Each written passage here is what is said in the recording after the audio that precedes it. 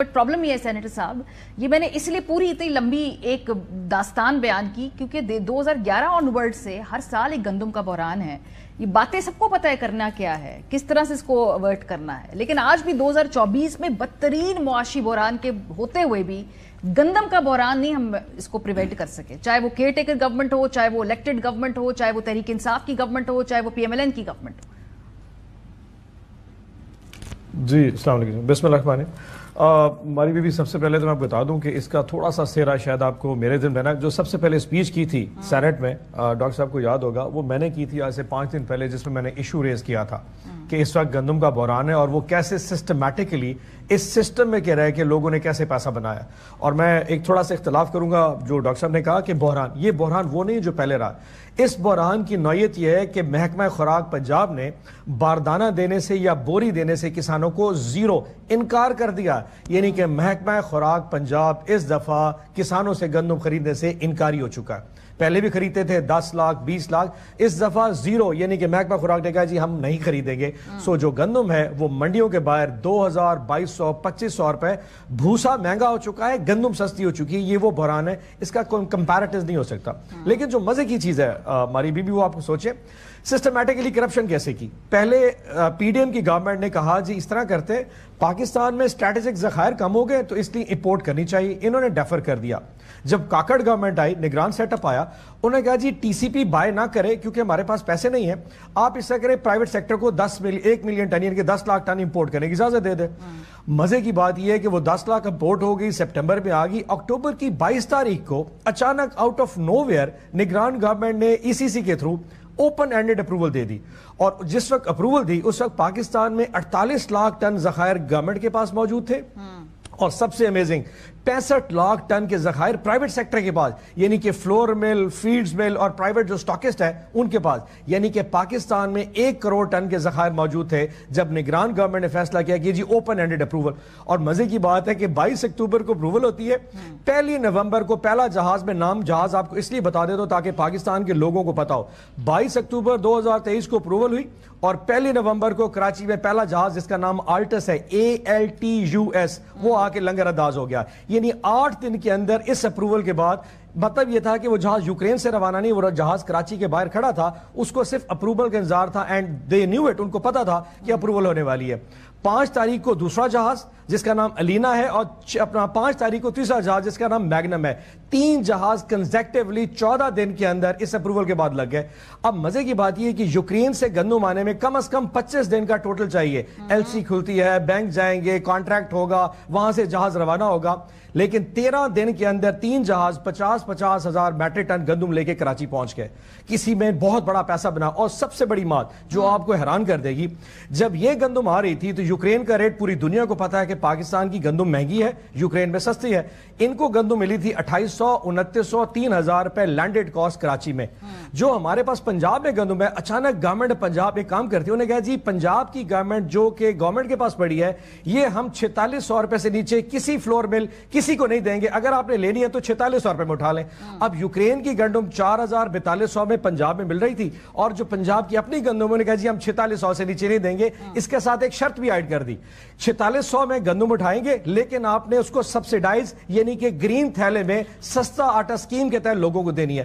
اب پنجاب کا جتنا بھی کوئی بھوکا ہو وہ انا والا بندہ انسان ہوتا ہے، اس نے کہا جی میں تو یہ سستے آٹے میں گرین تھیلے میں آٹا نہیں لوں گا. گورنمنٹ نے کہا جی گرین تھیلے کے اندر آٹا دینا ہے. سو فلور ملے گندم اٹھا نہیں پا رہی تھی کیونکہ سب تھیلا دینا تھا اور 4600 کا ریٹ تھا. یوکرین کی گندم 4200-4300 ملتی گئی. سارا پاکستان یوکرین کی گندم کھاتا رہا اور گورنمنٹ کے سٹاکس بچتے رہ گئے. لیکن اس سے بڑا انفارچونیٹ بھائی مصدق ملک صاحب، سر آپ کی حکومت آ گئی تھی فیبری 29 کے بعد، موسٹ لائکلی میرے خیال مارچ کی 7 کو، مارچ کے مہینے میں 6 لاکھ ٹن، اپریل کے مہینے میں 4 لاکھ ٹن اور آ گئی. اس وقت کراچی میں 3 شپس ابھی بھی کھڑے یوکرین کی گندم لے کے، یعنی کہ اس گورنمنٹ آنے کے بعد 10 لاکھ ٹن اور بھی گندم آ چکی ہے جو کہ یوکرین کی گندم ہے.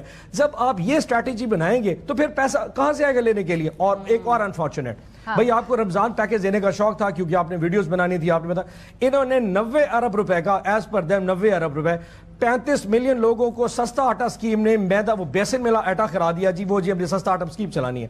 وہ منڈی میں آج بھی آٹا 70 روپے 80 روپے کلو وہی آٹا اس وقت بک رہا ہے. پھر جب آپ کو پتا تھا آپ کے پاس پیسے نہیں ہیں، آپ کے پاس اس وقت بینکس آپ کو سوورن گارنٹیز نہیں دے رہے، کم از کم وہ پیسہ بچا لیتے جسٹ بیکاز کیونکہ کسان آپ کی پریورٹی نہیں ہے. آپ نے سستا آٹا چلا کے فوراً اپنی پبلسٹی اسٹنٹ کریٹ کر لیا.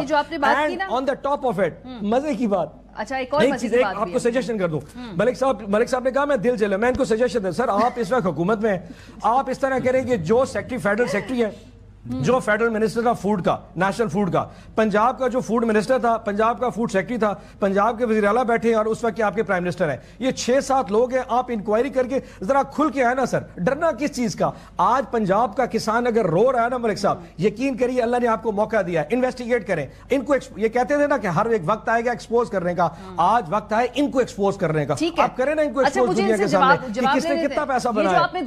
دو تین نقطے جو آپ نے اٹھائے ہیں اس کا جواب بھی لے لیں. دیکھ تو پہلے یہ کہ کیا کہ 3 اور کنسائنمنٹس آ رہی ہیں وہ جو یوکرین والی وہ کہہ رہے ہیں نہیں مجھے نہیں معلوم، لیکن میں اس وقت 3 شپس کراچی میں کھڑے ہیں جی، کراچی میں اس وقت لینڈڈ ہے. ٹھیک ہے، ایک تو یہ سوال تھا وہ کہہ رہے اس کے بارے میں انہیں معلوم نہیں ہے. مجھے نہیں معلوم کا مطلب یہ تھوڑی میں آپ کو کہہ رہا ہوں کہ آپ غلط کہہ رہے ہیں. مجھے نہیں معلوم کا صرف مطلب یہ کہ مجھے نہیں معلوم. دیکھیں 2-3 چیزیں میں سامنے رکھوں گا.